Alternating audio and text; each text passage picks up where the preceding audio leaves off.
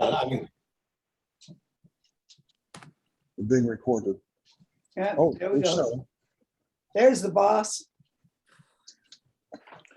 I guess we have to agree to it. Yes. If you don't agree, then the whole thing's out the window. No. Hi, everybody.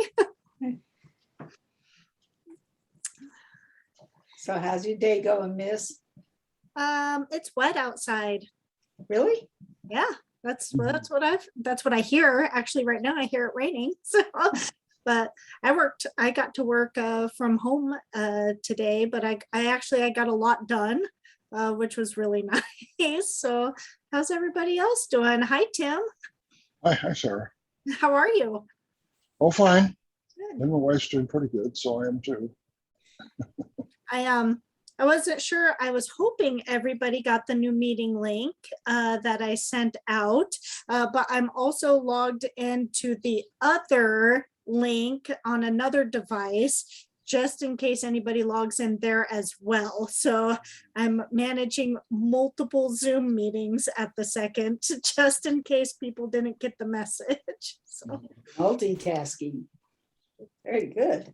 multitasking, but yeah, so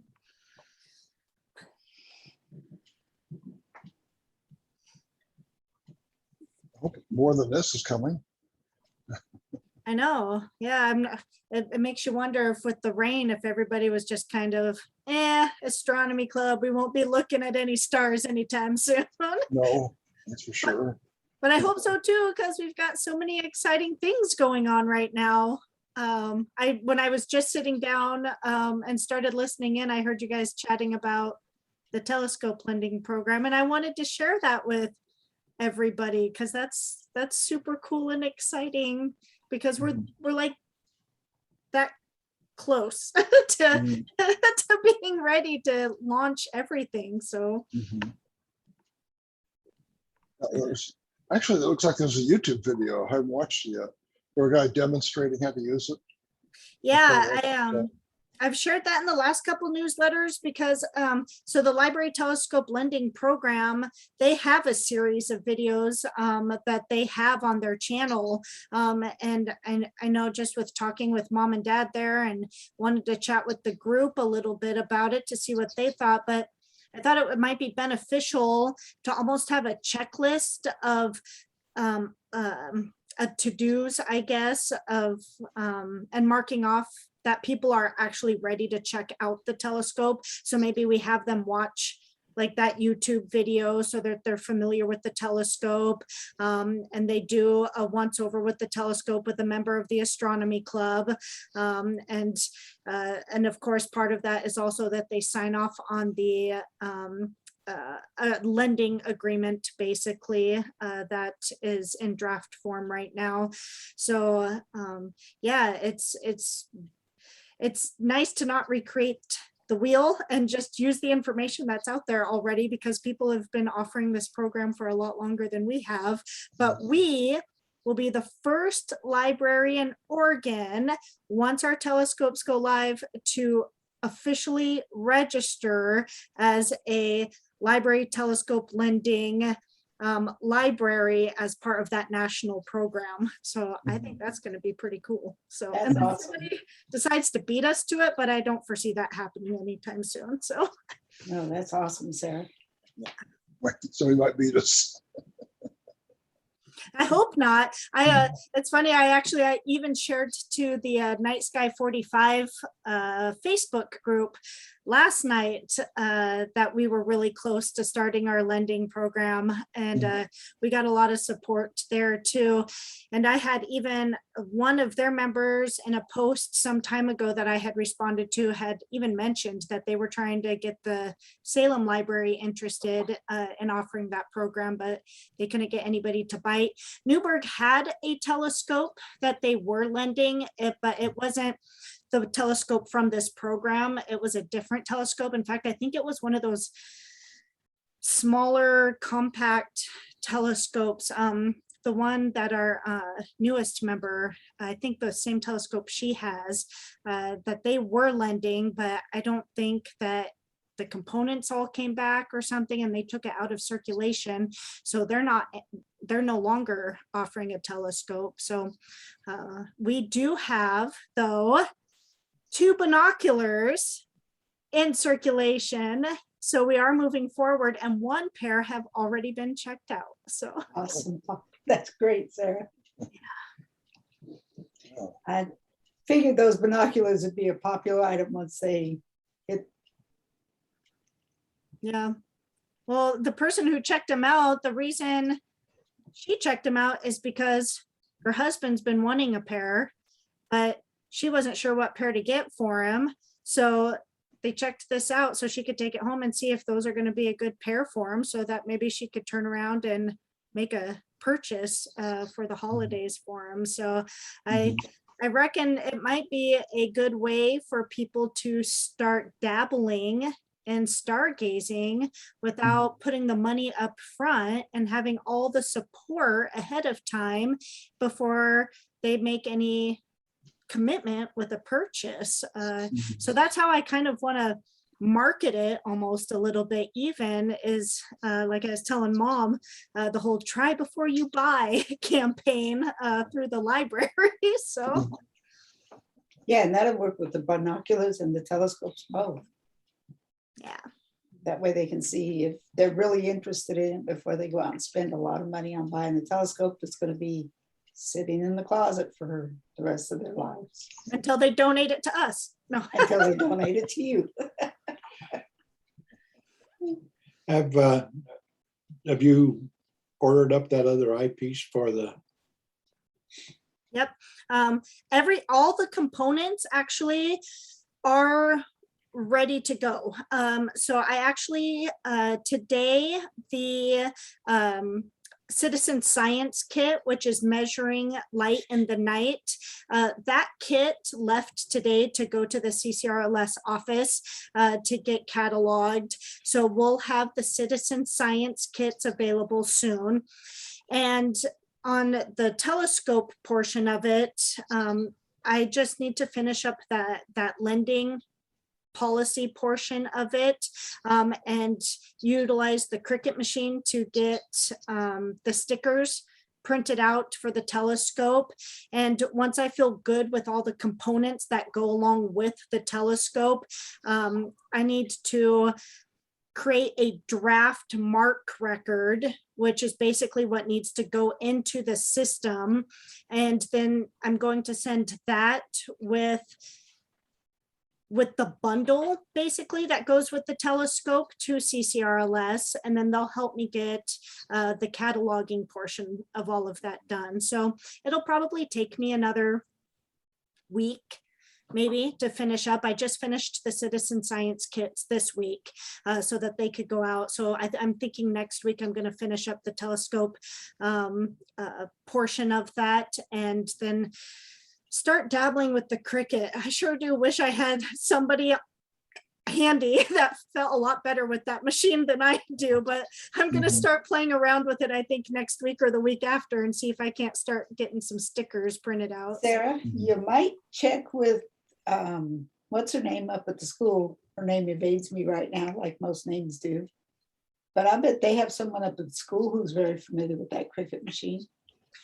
I don't know. I know I've got plenty of them up there who are excited that we have a Cricut machine, so that once it's available, they can come down and start using it.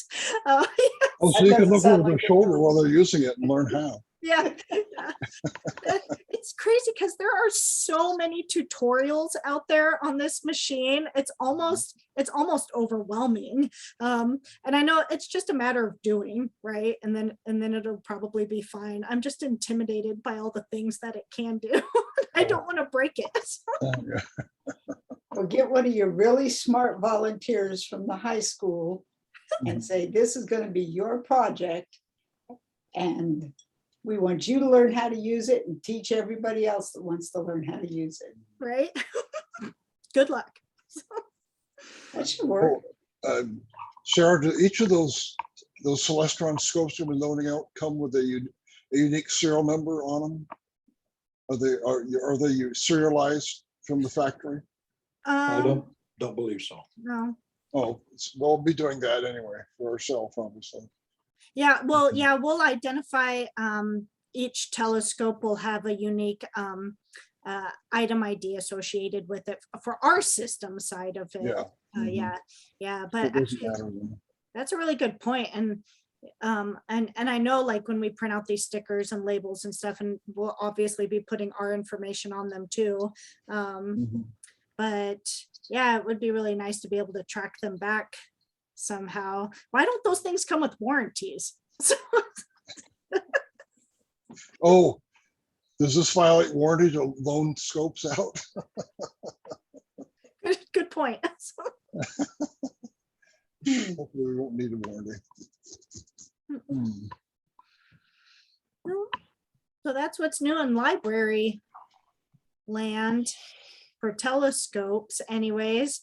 I was hoping for more people here because I would really love to get some more feedback on the logo, so I can kind of maybe, get that kind of moving forward. It would be kind of nice to brand brand all this stuff with the club information, also, but I don't want to brand it and then just have to go back and rebrand it again later. So I don't know, did any of you have a chance to look at this logo? And Oh, that's the scope right there. yep, that's the telescope, the lending telescope. Oh, yeah, and the moons. Yeah, I really like Pretty that one. nice. Oh, it should. Well, you can see SYRAC down there. Would it be helpful to have just the acronym on there too? There's not. I don't know what. There's no room for it though, because the SYRAC acronym is so cool. But I don't see enough room to put it in there though. Yeah, and I don't, maybe for the portion that goes on the telescope, if I make like a smaller sticker to put on the telescope, maybe we do size it down and just do the SYRAC name on that. But for anything bigger, so that people understand what SYRAC means, so like any brochures that I offer at the library, or anything else document wise, it could be kind of this bigger piece that spells out that we're South Yamhill River Astronomy Club, with an emphasis right on the library telescope lending program. I do have access to somebody who has experience doing image work, besides just our club member Mike. So one of our city staff, Ashley, said that if we needed any help with any logos or image work, she would be happy to help us as well, because she's experienced with marketing and publisher, and all of that fun stuff. So if we do want to see some changes, or maybe see some different variations of the logo that we want to try, like side-by-side comparisons, I could see if Mike could do it, or I could see if Ashley would be available to do it too. So let me throw something out there, Sarah. There at the base of the telescope, Mhm. what if you just put the SYRAC, the SYARC across the base of the telescope, the dark part of the telescope, maybe put it in white letters? Okay. Hold on, At the bottom where the mirror is. Yeah, on the base part of the, on Yeah, the, I was thinking it'd be good if there was a warning right there saying, keep your hands off these knobs. Right yeah, there. I'm talking about on the base, on the mount Oh, itself, the not on mount. the I thought telescope. you meant where the mirror was. Okay. Yeah, I was talking about on the mount, not on the telescope. Oh, yeah. Okay. I meant Just where for the mirror was. Yeah, no, just for the appearance, if you want to get the SYRAC in there along with the South Yamhill River, maybe, because it's a dark color, it's brown or black, I can't really tell looking at it on the screen, but if you put it in white letters across that really dark spot, it might show up pretty good. Okay. All right. Anybody else want to see? I mean, How about like the stars and the moon with the trees? We can slim the trees down if you feel like it's too much. The trees actually come from the original library logo, because that's our logo, right? The trees inside the circle coming outside of the book. So it's just now with this being a club of the library, we've added the features of the astronomy club into that, but we can scale the trees back if we wanted more of a night sky up there, if we wanted a different star design. Thoughts on that top piece? Well, I like it just the way it is myself. Yeah, it's pretty nice. Okay. And then font. I know font can sometimes be a topic of discussion. That South Yamhill River part of the image is the Willamina I think it's the Willamina on the Willamina Public Library image. So it's the same font that we used on our logo as well. How would you feel about having the word Astronomy Club in the same font? Okay. The same font. Oh, stick with the same font as the South Yamhill River. Yeah, Is that what you're saying? Oh, because the name of the club, is the well, whole yeah. thing. And it's all, Almost. and when you put the SYRAC on the base, use that same font for the SYRAC. Mhm. Kind of gives you consistency in the thread that way. Okay. Okay. I took those notes down. Anything else you guys might want to, because what we'll do is, I'll email Mike and kind of throw some of these suggestions at him. And then he'll probably, since he has all these image files, will do all the differences and then send it back to me. And then we can kind of do some side-by-side comparisons of them at another meeting, maybe. So yeah, so if yeah, I love all those suggestions. So I'll send those to Mike if you guys have any other suggestions. I love the night sky part of it. I really like that backdrop, and with it being that we're in Willamina and we're in that South Yamhill River, I love the trees too. That like whole top portion is actually my favorite part of the entire logo. So Yeah, I don't think I'd change as far as the picture and everything is concerned. I like it. I like it a lot. And it draws the connection between the library and the club. yeah. Mhm. And that's really important since the library is the one that got the grant money to get this all going. Perfect. That's where you have to go to see the telescopes. That's Yes. right. The Lamina Library, so you need to keep reminding them of that. Would it make any sense to make a sticker that went on, on the other side of where the mirror is, right between the collimation controls, and said, keep your hands off, or something like that? Don't touch these controls. They can't. They're not available to. The Oh, very collimation- good. Yeah, it's been modified. Oh, good. Okay, so they, without a lot of effort, they can't screw it up anyway. No, in Oh, fact, good. you'd have to know how to get into it to collimate it. Okay. Is that something we did, or is that the way Yes. they come? Yeah, Okay, so they come with the factory with just the knobs just hanging out there, ready to be tweaked? Yeah. yeah. There was a few things that. Well, the instructions we got from the. Where was this? The original place, Sarah? It's the library telescope lending program, that nationwide program. We downloaded some recommendations for modifications from their website. And Yeah, that's why I followed their directions with just one exception. And Okay, so that's already been done. People figure out how to hide those controls. Well, that's yeah, good. yeah, it's yeah, you're not gonna be able to do it. In fact, the only thing you can remove from the telescope is the eyepiece. Okay. And they recommended that not be done. But have the eyepiece a permanent piece of the telescope. Oh, really? But the particular eyepiece for the telescope is rather bulky, and I'm afraid we would end up with some damage being done to just transporting the telescope. The eyepiece that they recommended and what we're using it's a fine eyepiece. And it is a large eyepiece. pardon? Is it large when you say, like a long focal length eyepiece of some sort? Well, it's a zoom eyepiece, so they can. It goes from 24 millimeter to 50? 8, Yeah. up to 8 millimeter. So, Mhm. and it works quite well. Mhm. So they don't have, you can change the magnification with the eyepiece just by twisting on it. Yeah, so we're gonna permit them to change eyepieces.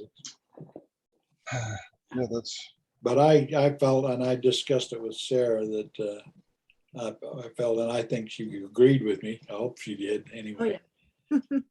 The eyepiece is about, I would say 3.5 to 4 inches long. whoa, that's a long eyepiece. Mhm. Yeah. Yeah, and But we if wanted it's- to be able to, oh, sorry, Mom. I was gonna say, if it was permanently mounted in there and it got damaged, not only would you lose the eyepiece, you'd lose the telescope out of the program. Mhm. So Yeah. better we can take it out for transporting. Yeah, because we purchased a couple of bags. I mean, that telescope doesn't really have a bag that it fits into well, but I was able to find a couple of bags for the telescopes, and that was our biggest concern, is if the eyepiece was on there and that bag was just accidentally bumped or just no care in the handling of the bag, that eyepiece would definitely be the piece that was damaged. And yeah, I agreed 120% with, it's just best to give a lesson and how to handle the eyepiece than worry about losing a $200 telescope out of the program because somebody hit a doorway wrong with the bag. So Mhm. So- we're gonna use a soft case. That's what we're gonna learn. yeah, so the telescope will go in a soft case, which I think it'll be sturdy enough because it's got a nice flat base on the bag. However, all the other components that go along with the lending program, so the planisphere, the book, the eyepiece itself, batteries, I think there's a couple of other things that'll go in there. A modified instruction manual for the telescope, and a copy of the lending policy once it's filled out. All of those actually go inside of a hard case that will go inside the bag along with the telescope. Oh yeah, and one of those little red laser flashlights, or the red flashlights will be in there too. Mhm. So yeah, so all the components come in a nice case with a contents list of everything that should be there and should be there when everything comes back as well. And what's really nice about those eyepieces too is they're in a really nice hard case themselves inside of that hard case. So nothing should happen to that eyepiece, and you'll know if it's not there. So when they bring it back. So Does those scopes come with more than one eyepiece from the factory? Yes, they did. They did? Yeah. So what, one of them is 24, or what's the other one? I think it was a 9, A 9? but this zoom eyepiece is 24 and 8, or you can, and everything in between. It's a zoom eyepiece? Yes. Oh, no wonder it's so long. Yeah. Wow. Okay, so it's one eyepiece, you zoom from 24 to 8. Right. Oh, it's wow. really quite cool. In fact, It's a fairly nice eyepiece too. Mhm. It looks good, really, with the zoom, even though it zooms. Okay. Oh, yeah. Yeah, we've tried it out. It worked really good. Mhm. And we bought one a little bit different. And we used it here the other night and Mhm. really works good. Okay, well, good. It makes me think maybe before the lending program launches, we almost should maybe even do an on-site meeting before then, just so the club, like our members, can see the telescope, be familiar with the telescope, know the components of the telescope, because that's a big part of the lending program in itself. And I think that's why it works so well at other libraries. It's kind of funny because I didn't want to have to create everything from scratch. So I reached out to a couple of other libraries who offer the library telescope lending program to ask them for their MARC records. So I didn't have to come up with one on my own, and then also their lending policies for the telescope. So I had something to work off of. And in both instances, the librarians themselves didn't know a whole lot about the program, but they were quick to want to refer me to the astronomy club that was supporting that program, because the way it works in other library systems, probably larger libraries, is they just lend the telescope. But when the telescope comes back, then it goes to the club, and the club looks it over for any issues or makes sure it's clean and functioning before giving it back to the library, and then the library lending it out again. So I kind of, for us, I see it a little bit differently though, because luckily our astronomy club is on site. So it might be more of the telescope goes out, and then when it comes back, it just comes to a club meeting, and then we're like, yep, it's good to go, and then it just goes out again. So it's a pretty quick turnaround. But yeah, those other libraries rely heavily on those astronomy clubs. So I imagine it'll probably be semi the same, just because I'm only one person, and my people who work for me may not feel necessarily as confident with the telescopes as maybe as I would be, where it might be more of a case where when people want to lend a telescope, they have to come to me directly. So if I'm not on site, they can't just lend a telescope. They'll have to make an appointment to borrow a telescope from the library system. So those are some things we'll have to consider too, and just how the club wants to help with the oversight of the telescopes. So Yeah. Well, I don't think anyone else is showing up though. I know that's too bad. I would have liked to have seen Al and our Janet. Yeah, Janet, and we know Tim doesn't like coming to these things. So, and then I haven't heard from Jim or Mike, and I haven't really had a chance to just reach out. But when I actually, these recommendations on the logo, when I send them to Mike, I'll send them to Jim also, because Jim's the one who actually provided feedback originally on the logo when I was working with Mike, even though he hasn't been able to make it to a couple of club meetings. But what's nice is we're recording these now, so I can send them all the link and they can get the information even though they're not here. And then, oh yeah, and then the other gentleman who joined us for stargazing, Christopher, I believe his name is. Yeah. So. And those binoculars, we know who they belong to now. Oh, good. Who? Yeah, he's here. He's here. Oh, Tim, were those your binoculars? Oh yeah, I forgot him. That sounds like me, especially in the dark. Mom and Dad tried sending them home with me. I was like, no, not mine. We have to have another in-person meeting in order for me to get them back now. Yeah, I wish I had a good answer for that. So I guess a lot of it goes with how my library board meetings are going right now too. So children's vaccinations are right around the corner for COVID, which means Grace, my daughter. So, but I don't know what all the specifics around that look like just yet, even just once they are available, getting in for the shot. Is it multiple dosages for children, the same as adults?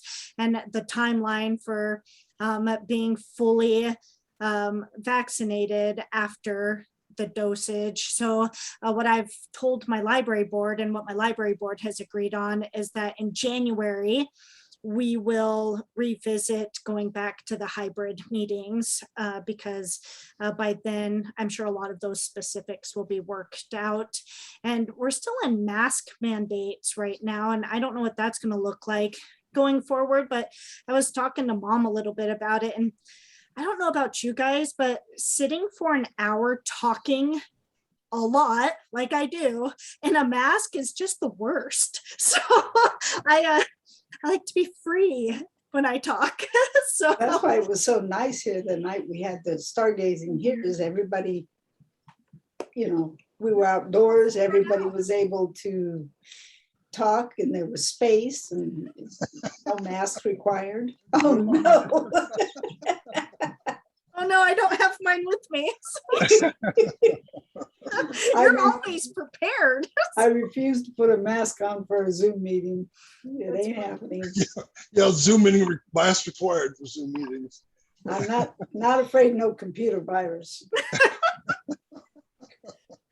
So, but yeah, so I hope everybody will just be a little bit more patient with me and the library. And I mean, the library is such a small space too. I mean, we can't quite spread out. I mean, I guess we could if we really wanted to. But I definitely look forward to getting everybody back in person. And I guess that was the other thing I wanted to be able to talk with everybody about tonight, is the fact that we know that our stargazing can't be on a schedule this time of year. It's impossible, because then you're like coming down to the 4th Saturday and then you're like, it's going to rain. So I don't know if we want to put some kind of system in place where, if it looks like there's going to be a clear night, I mean, everybody I think is getting those group emails I'm sending out to our core, like stargazers who get together.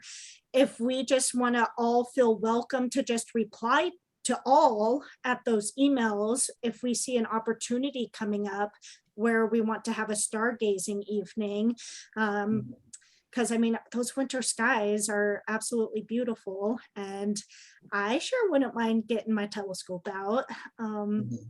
But if we just rely on that 4th Saturday, it's probably not going to happen. So we usually get a 10-day forecast. So when we see something coming up that looks like a possibility, we can let you know. Right now, we're dealing with these other issues, with medical issues that we're hopefully going to get past Yeah.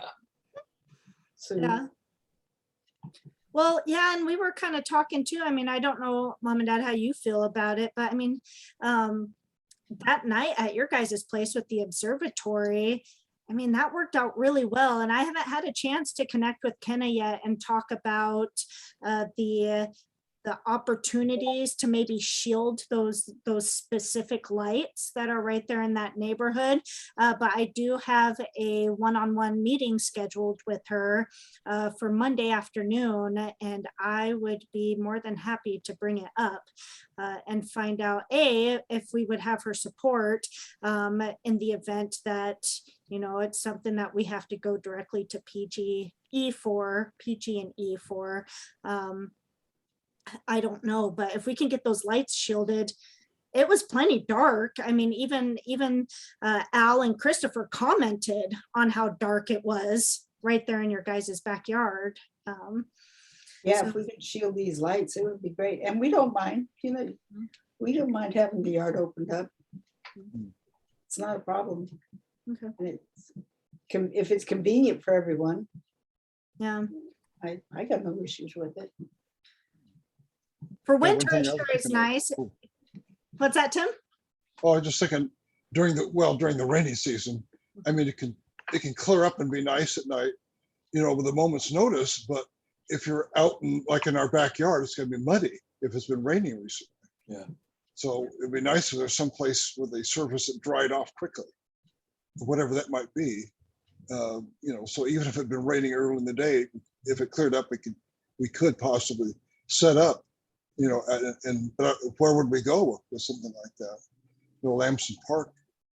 Well, maybe if we went up where where the play equipment was or something, I don't know. Yeah, and even then, because so power is more accessible on that lower half of Lamson Park. But even then, right, I think that's where we would want to start considering when Al recommended Huddleston Park, the pond, because they've got a nice parking lot and area there, which I haven't had an opportunity to drive down there by Huddleston Park at night and really check it out, but that would still be an option. With mom and dads, and especially with it being winter time, I don't imagine we'll necessarily get the additional interest for stargazing. So like the families with the kids, especially with it getting darker later or earlier, not later. But with it being winter time, I don't know as though we'll get like a lot of extra engagement. I think it would probably be more of the core stargazers in the club. So I mean, like that's one of the reasons why I wanted to ask mom and dad, because they had that nice concrete walkway. We can just throw tables up and go inside and get warm like last time if we need to really quick. It's selfish. I'm very selfish in asking. Yeah. Well, like I said, Dad and I got no problem with opening up the yard and the house for people to come stargaze here. Okay. So we'll that's just always keep an an option. eye on the forecast, and when mom and dad there see a potential night coming up, they could let me know, and we can shoot an email out to the club and see if anybody would be interested. Yeah, right now for this next coming Saturday, we're not scheduled for, we've got wind and rain every day, I think, for the next 10 days. Yep, it's a very long forecast of wet weather. Yeah. It's not like we don't need it. Well, we do need it, and I'm not going to chase it away just for a night of stargazing, but Okay. Well, I don't got anything. I mean, we talked about all the things I wanted to talk about. I wanted to share the lending program, talk about the logo, and figure out how we're going to do stargazing for fall and winter. And so my stuff's covered. What do you guys want to talk about? So we got 2 of the ETX scopes are all together. We got all the pieces that we need. That's great. Yeah. Have we completely got everything we're going to get from Salem, from their storage? I hope not. No, I'm still Yeah. working with him, and I haven't followed back up with him since the last time I went and picked up some stuff from Bruce. So when I think about it, I'll try to connect with him maybe again here in the next few weeks, because he had already said that he has other stuff. He just hadn't been able to get to it before I went and did the pickup last time. So hopefully we can make arrangements. I think those will just be a work in progress, and Dad's got 2 of them set up and ready to go. So, and I think what I'm going to do is box up a good collection of what we have left and just stick it up in my storage room at the top of the library, and then that way, if we find an opportunity to piece more of them together down the road, we can. But I know that we're hoping for some additional accessories for some of them. So, yeah. well, 4 telescopes to go is pretty good, though. Yeah. You got 4 of them plus your 2 pair of binoculars, so that's quite a bit of equipment to go out the door. Yeah, plus the 2 sky quality meters. Like that's a good chunk of money moving around there. So I'll be keeping tabs on those babies. So. Okay. Well, anything else, you guys? No, Merlin says he's done. Oh, I think I've noticed something coming from the the Astronomy Club referring to the migrating birds, being hurt. I think that's a good idea. I think that's the biggest step. It's not going to mean that's not going to help a Stormy directly, but it's a big step in that direction. And in fact, rescuing the wild birds is a really good idea anyway. So I appreciate your sending that stuff out.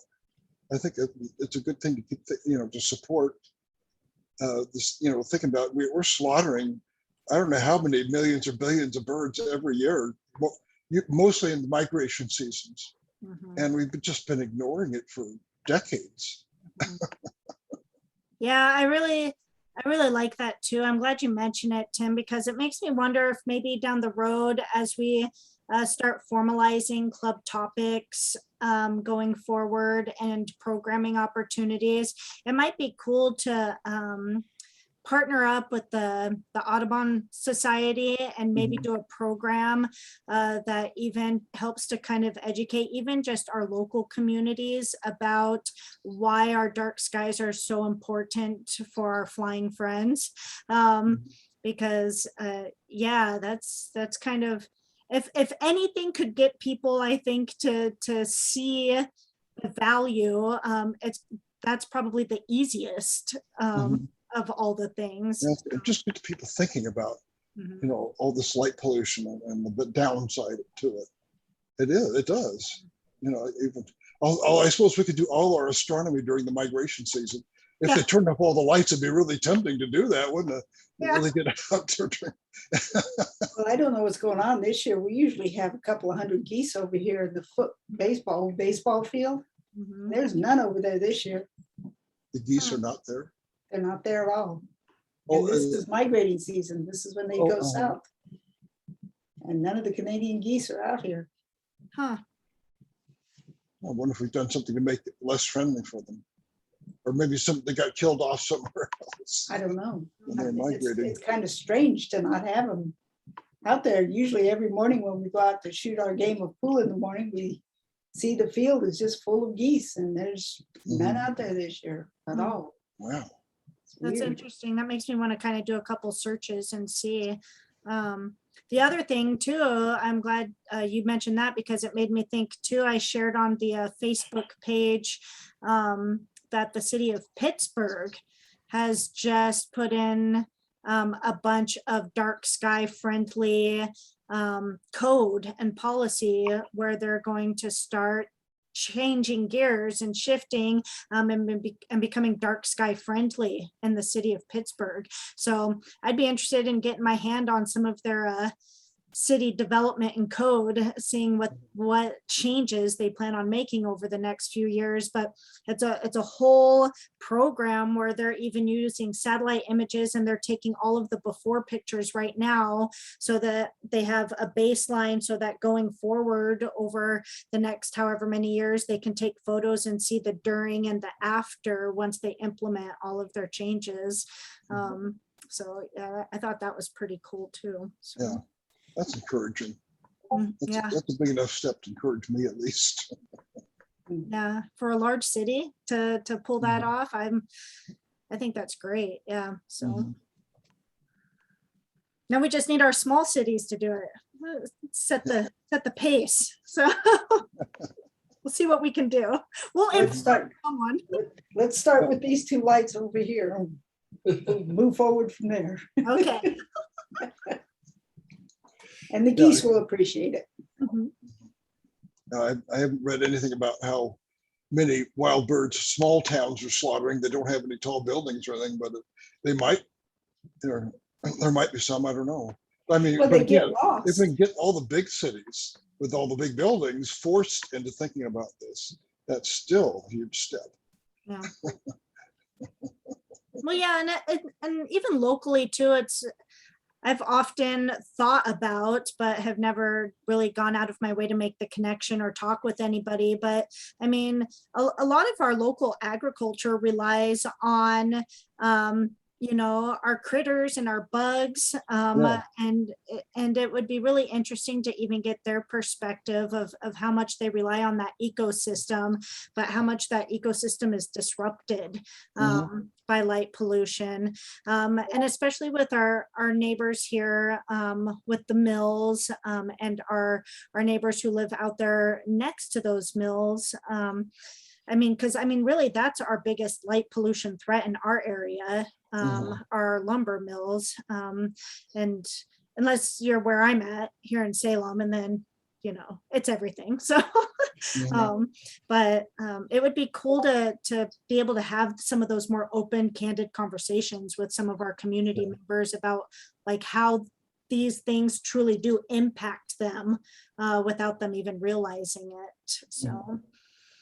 Oh, yeah, that's right. I remember when I was a kid, that the summer, if we'd hang around in the yard sometimes, and you could see the fireflies come out. But the fireflies, their system doesn't work, and it's really dark, and so they all die off if there's very much light pollution at all. So that's one clear example. Probably most people have never seen a firefly, never will. Sarah has. Do you I remember Sarah? have, not here, but No. I You have have? some, yeah.